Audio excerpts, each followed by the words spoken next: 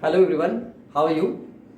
I hope you will be very happy, and it's a pleasure to me that I am present here, and it's very glad to talk to you that after a long time I have got a chance to talk to you, and you always support me. That's why today I have decided to teach something different. And actually, just I have realized that most of the students have lots of confusion related to action 1 and action 2. That's why today I would like to clear related to action 1 or action 2. Okay आज मैं action 1 और action 2 को clear करने जा रहा हूँ because सभी लोग ये सोचते हैं कि एक्शन 1 और 2 सिर्फ एक्शन 1 है और एक्शन 2 है, लेकिन मैं आज ये क्लियर करूँगा कि एक्शन 2 कितना इंपॉर्टेंट है और एक्शन 2 को और एक्शन 1 को कैसे यूज़ करते हैं और इसकी मीनिंग क्या होती है. Each and everything I will try to clear and I hope you will understand from here. So first of all I have written here action, और मैं आज एक्शन 1 और एक्शन 2 को ही क्लियर करूंगा. देखिए ये लिखा मैंने एक्शन और ये है एक्शन 1 और ये लिखा मैंने एक्शन 2. और एक्शन 1 और एक्शन 2 मैंने यहां क्लियर करना है. तो first of all I would like to tell you that what is action 1. Action 1 क्या होता है और एक्शन 2 क्या होता है. तो सबसे पहला हम लोग क्लियर करना चाहेंगे कि एक्शन 1 जो होते हैं, जितने भी एक्शन 1 होते हैं वो सारे प्रेजेंट होते हैं. ये देखिए सारे प्रेजेंट होते हैं. ये देखिए फर्स्ट थिंग क्लियर. और जितने भी एक्शन 2 होते हैं वो सारे, जितने भी एक्शन 2 होते हैं वो सारे पास्ट होते हैं. अब देखिए इसको जानने का क्या मतलब हुआ, क्यों जानेगा, व्हाई टू नो इट. अब एक्शन 1 और प्रेजेंट में हमने लिखा, मतलब कि कहने का मतलब ये है कि ऑल एक्शन 1 इज प्रेजेंट. जैसे प्रेजेंट क्या होता है और पास्ट क्या होता है इसको हम लोग अच्छे तरीके से जानते हैं. जैसे बोलते हैं कि मैं खाता हूं और मैं खाता था, मैं लिखता हूं मैं लिखता था, मैं कॉलेज जाता था और मैं जाता हूं. तो दोनों में क्या फर्क है. मैं जाता हूं प्रेजेंट, मैं जाता था पास्ट, मैं लिखता हूं प्रेजेंट, मैं लिखता था पास्ट. तो ये हम लोगों को ध्यान रखेंगे, जो काम अभी करते हैं यहां पे हम लोग लिखेंगे प्रेजेंट में, और जो काम करते थे पहले वो लिखेंगे पास्ट में. और जितने भी एक्शन 1 होते हैं वो सारे प्रेजेंट कहलाते हैं और एक्शन 2 सारे पास्ट होते हैं. जैसे यहां लिखा मैंने मैं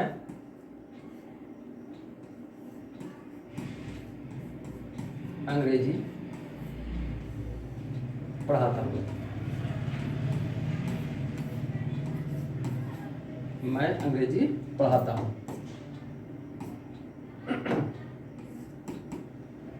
ये मैं अंग्रेजी पढ़ाता हूं, और इसको अगर हम लोग पास्ट में कन्वर्ट करेंगे तो क्या होगा. मैं अंग्रेजी पढ़ाता था, करेक्ट. मैं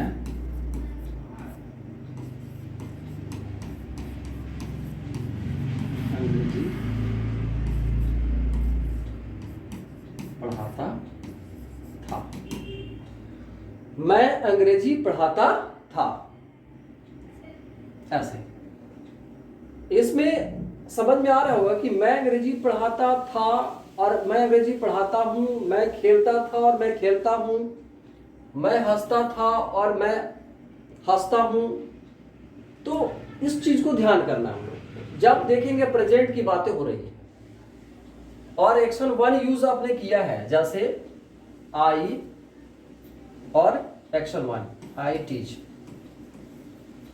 क्या टीच, इंग्लिश. हो गया सेंटेंस.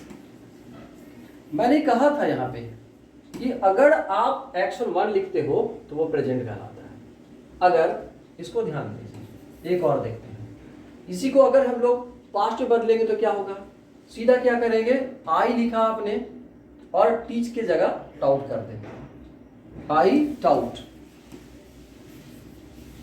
क्या आई टाउट, क्या इंग्लिश. ऐसे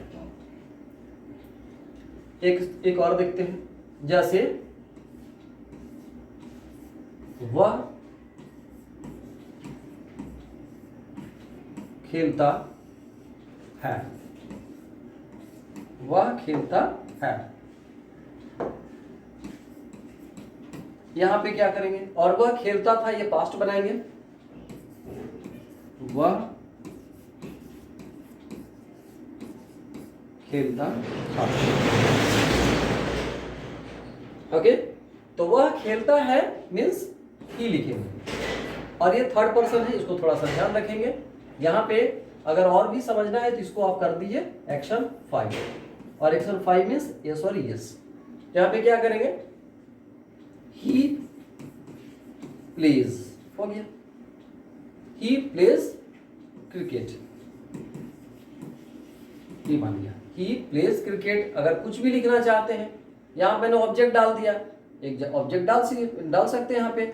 जैसे ये मान लीजिए ऑब्जेक्ट मैंने नहीं लिखा है, इसको सेंटेंस को चेंज कर दीजिए, कोई बात नहीं है, it will be very easy. अब आपको आई होप इतना से आपको समझ में आ गया होगा कि इसका सेंटेंस क्या बनेगा। वह ही प्लेज क्रिकेट लिखा, तो क्या बनाएंगे, वह क्रिकेट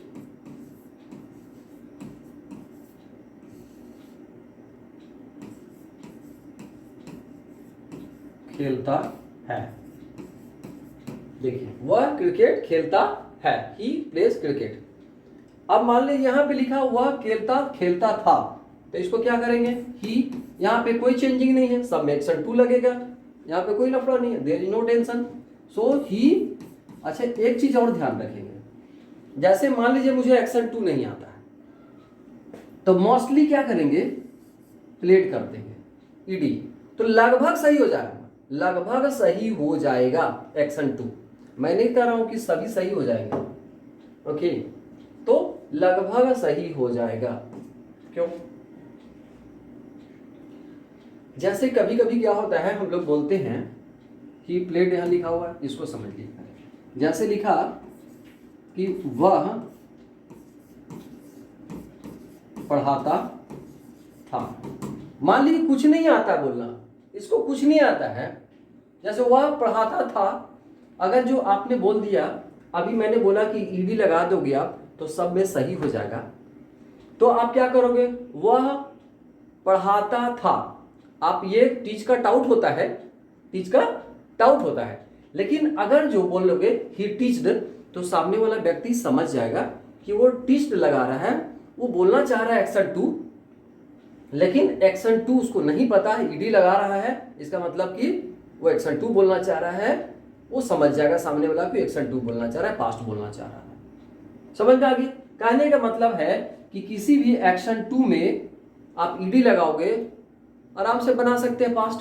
किसी भी एक्शन कैसे बनाते हैं एक्शन 2, जैसे मान लीजिए आपने प्ले लिखा, प्लेड कर दो, कॉल लिखा, कॉल्ड कर दो, सीट लिखा, अब इसमें बोलोगे ईडी लगेगा कैसे, तो मैंने बोला सब में नहीं लगाना है, जैसे कम का केम, अब कम कर दोगे तो गलत होगा, तो कहने का मतलब यह है कि सभी में नहीं लगाना है, लेकिन यह भी मैंने बोला कि जब तक अगर ईडी नहीं लगाओगे तो पास्ट नहीं बनेगा, अगर कोशिश करेंगे ईडी लगाने की, लगेगा, सेंटेंस बन जाएगा, लेकिन कुछ सेंटेंस गलत भी हो जाएगा। लेकिन कहने का मतलब यह है कि कुछ ना तो कुछ तो होना चाहिए ना, अगर आप कुछ नहीं बोलोगे तो सामने वाला कैसे समझेगा कि एक्शन 2 बोल रहा है, अगर आप टिश्ड भी नहीं बोलोगे तो सामने वाला कैसे समझेगा कि वो पास्ट बोल रहा है। बोलते हैं ना कि something is better than nothing, कहने का मतलब ये है मेरा, कुछ तो कुछ बोलिए, कुछ ना कुछ तो बोलिए। इंग्लिश में always try to speak, okay, suppose you are speaking and listener is getting understand, that is called language.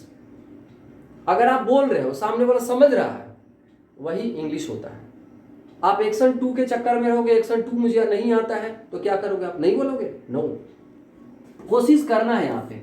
अगर आपने लिखा ही, अगर टाउट पता है तो आप टाउट लिखो, नहीं तो ईडी लगा के काम चला सकते हो, सामने वाला समझ जाएगा, बस मैसेज मिल गया, बस हाँ आपने गलत करा, सामने वाला समझ गया, वो इंग्लिश कहलाता है, बस दैट्स ऑल।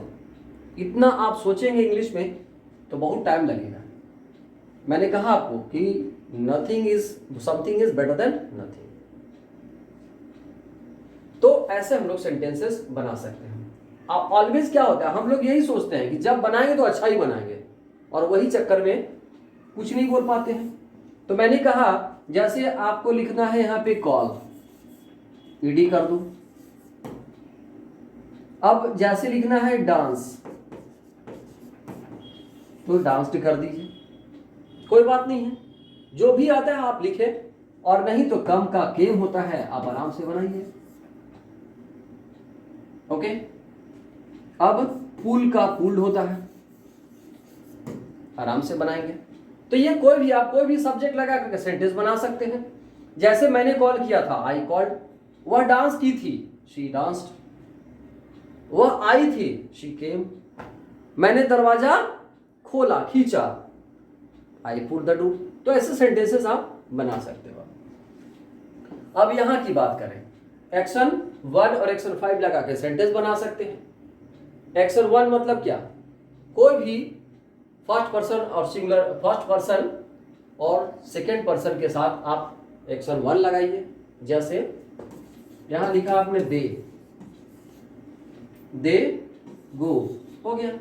सब्जेक्ट एक्शन 2 लगा दिया, काम खत्म, दे गो टू मार्केट, बन गया। नए लोगों के लिए बहुत अच्छा है, ट्राई टू गेट इट। जैसे ये लिखा आपने, वी लिखा, एक प्लूरल है, हम लोग आराम से इसको बना सकते हैं। आई, यू, वी, दे, सब के साथ एक्शन 1, सिर्फ ही, शी, इट को ध्यान देना है बस। तो वी प्ले क्रिकेट, ऐसा सेंटेंस बनाएंगे। अब आपने लिखा है यहां पे शी, मैंने कहा था आपको कि ही, शी, इट, मतलब थर्ड पर्सन को दिखना है। थर्ड पर्सन ये सिंगुलर नंबर है, अगर प्लूरल रहेगा तो बस एक्शन 1। लेकिन यहां पे क्या करना है, थर्ड पर्सन सिंगुलर नंबर है तो एस और एस लगाएंगे, एक्शन 5 लगा देंगे। मैंने यहां पे क्लियर किया है, शी कॉल्स मी, मतलब आप देख रहे होंगे यहाँ पे क्या क्या बन रहा है, एक्शन 1 और एक्शन 5। गो, कम, सीट, मीट, डांस, एक्शन 1। अब क्या करें, गोज, कम्स, राइड्स, प्लेज, सब एक्शन 5 में होगा। तो थर्ड पर्सन सिंगुलर नंबर को इसको ध्यान में रखेंगे, सेंटेंसेस बनेंगे। Okay, I hope your doubt will be clear from here. Thank you.